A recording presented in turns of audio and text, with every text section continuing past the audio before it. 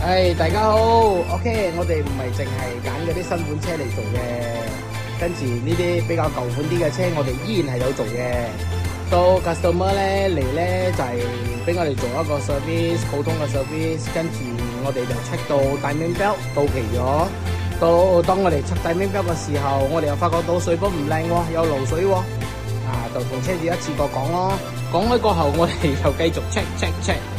我哋又發現咗一樣嘢啦，就係佢嘅 engine 有漏水，所以車主都講啦，係成日有加水嘅。然之後經過我哋 check 過之後，就發覺到佢呢一架車水壓一忽流水嘅，跟住睇到冇？啲鑊得隻嘅位霉晒，然之後我哋就拆水泵啦，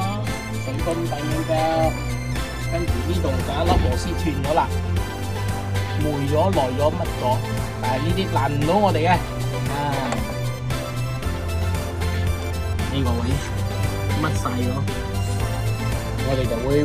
更換晒呢啲所有零件啦，跟住我哋會重新幫你 check 一輪所有嘢，搞掂咗 confirm 去返工放心就得㗎啦。